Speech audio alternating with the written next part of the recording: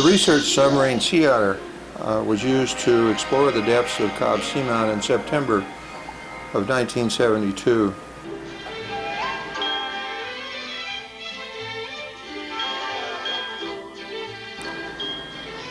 CUS-5's two main objectives for September are to use the Sea Otter for manned direct observations on the seamount and to install a wave height meter for the University of Washington.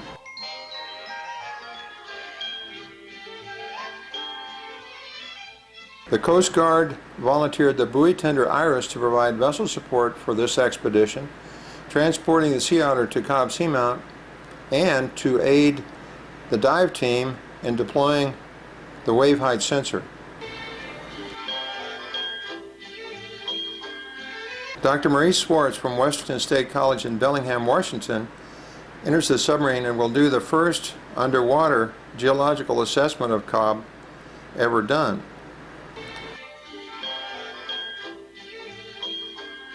The Sea Otter submarine, owned and operated by Bob Bradly and Dick Otter, is from Vancouver, British Columbia.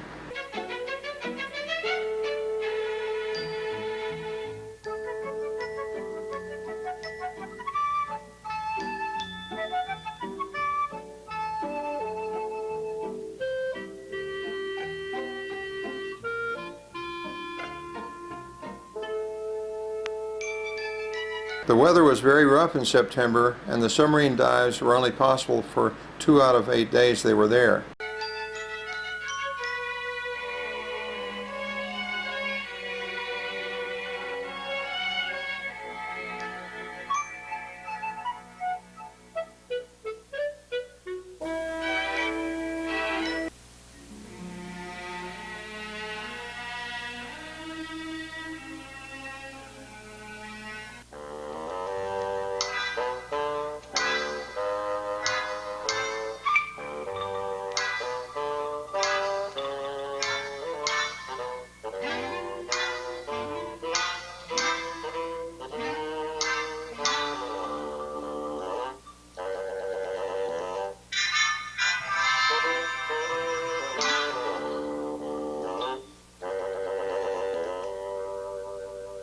The filming in September of 1970 did not reveal the presence of any small fish that seemed to be there in the earlier summer months.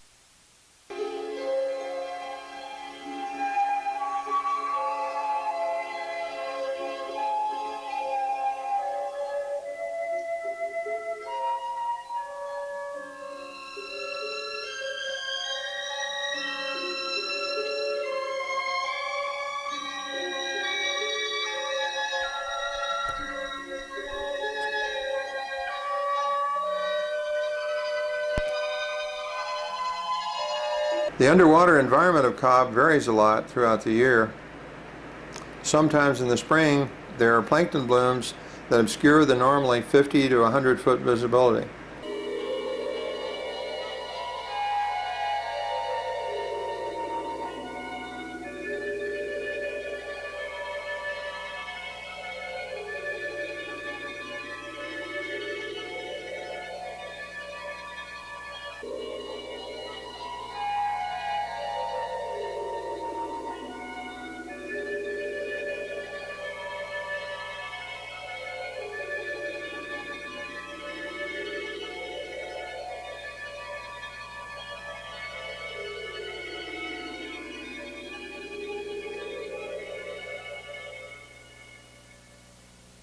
The underwater lights on Roland's camera revealed a world of beauty, showing intense crimson and whites of the encrusting bryozoa, as well as scallops, sea urchins, and large sun starfish.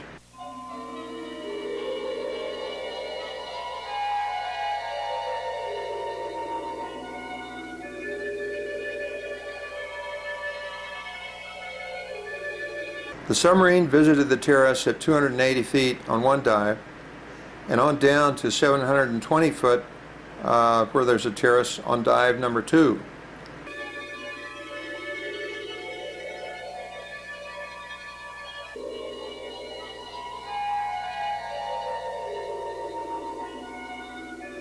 Dr. Schwartz said the sea life increases near the upper edge of the pinnacle and becomes abundant on the plateau's surface.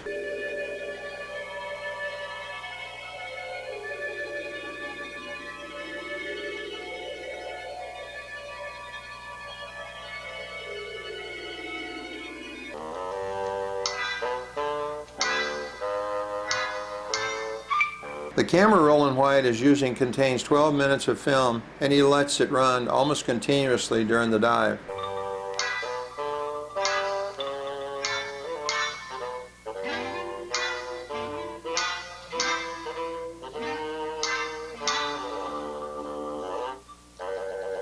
These beautiful red snapper seem to always be present.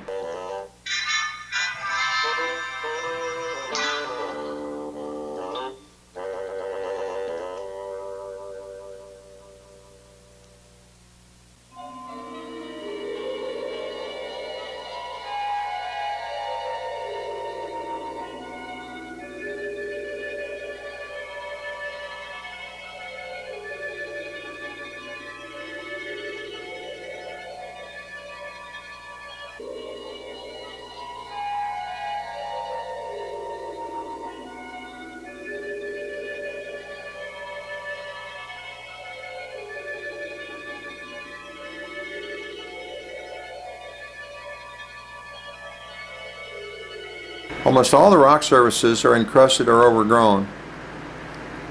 Large rock scallops seem to be the most abundant of the invertebrates.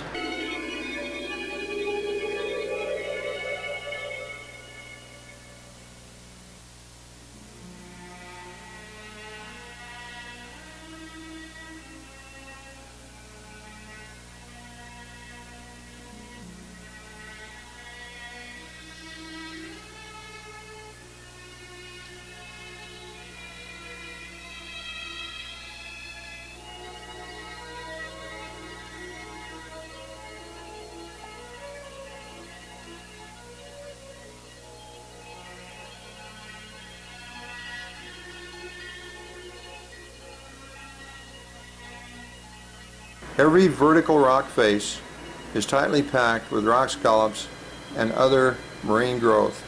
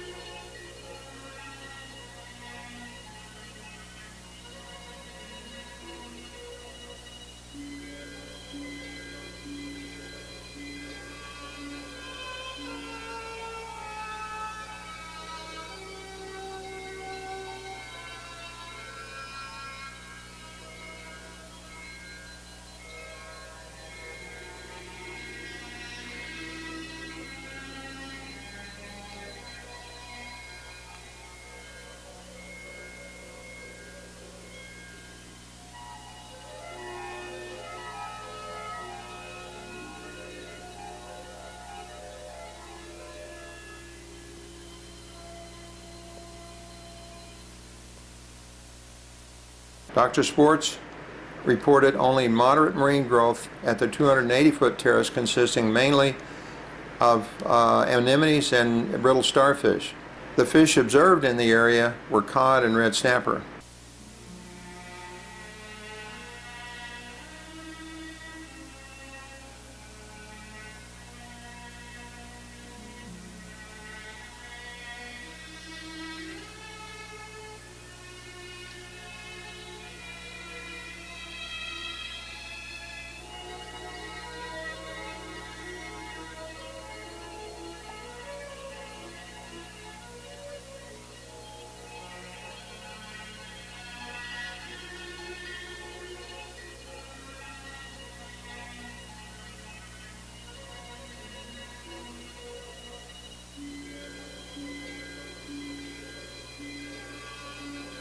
Only one patch of sea urchins was observed during this particular dive.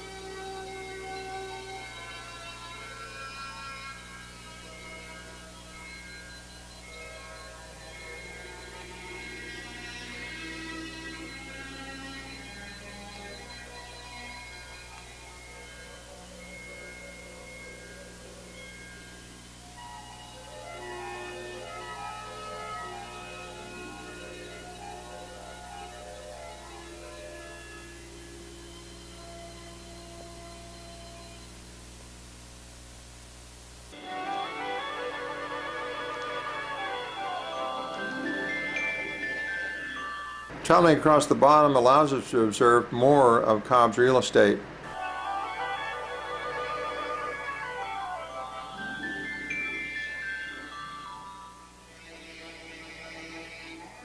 The numbered tags attached to the chain highway have to be cleaned off, so the divers can read the numerical position to determine which way they're swimming.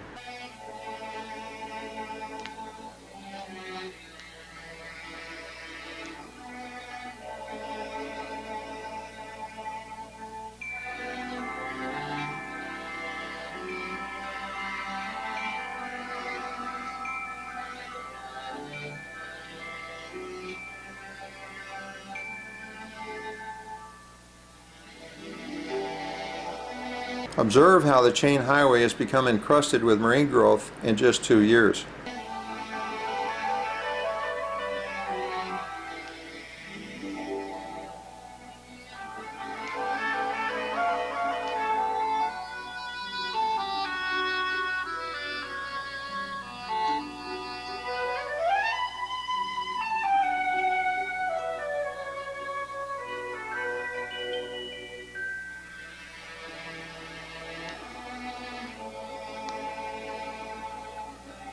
The University of Washington's wave height meter is being installed by the CUS divers.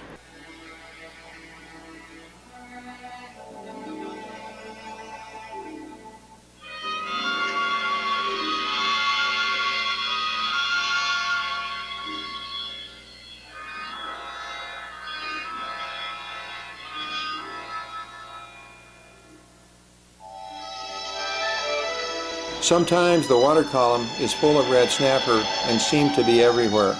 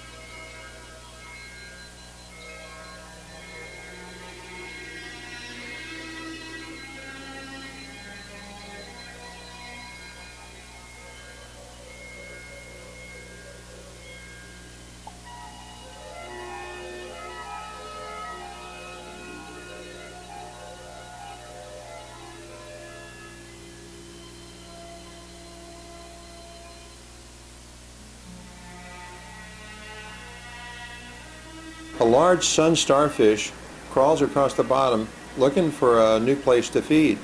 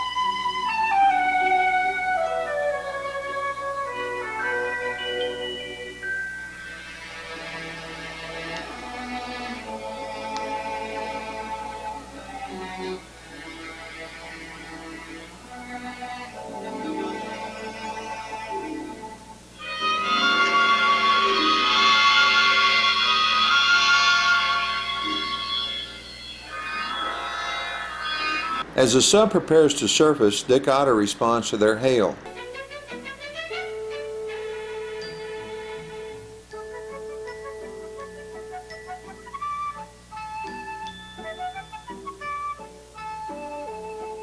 Sea Use divers are directed to the sub and attach a line to tow the sub back to the iris.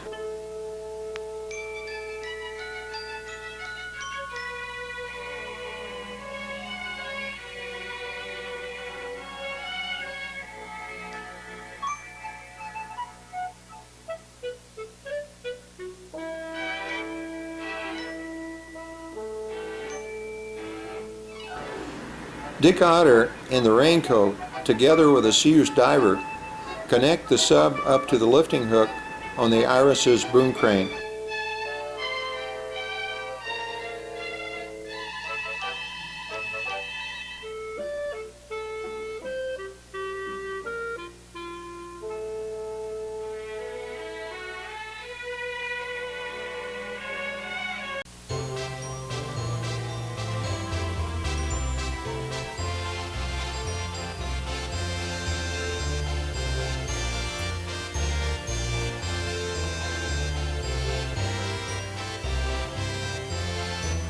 The Sea Otter is lifted from the water, having completed the reconnaissance to the pinnacle of Cobb Seamount.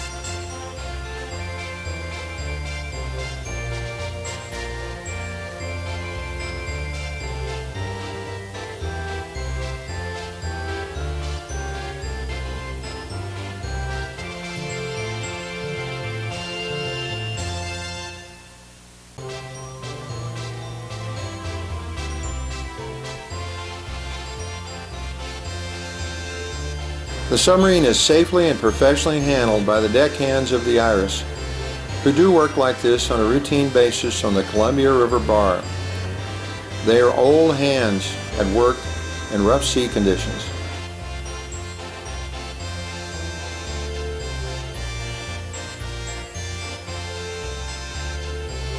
Bob Bradley and Dr. Schwartz exit the sub and are excited to be the only people in the world to have visited the lower depths of Cobb Seamount.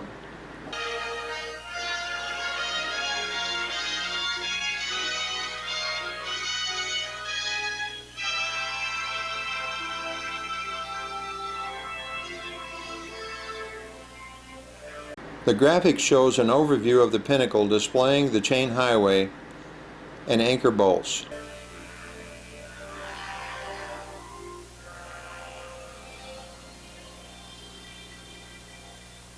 The model of Cobb shows the pinnacle down to 400 feet. The model was put together in 1968 from data collected using a Honeywell sea scanner by Chuck Blackstock and Jim Gavin.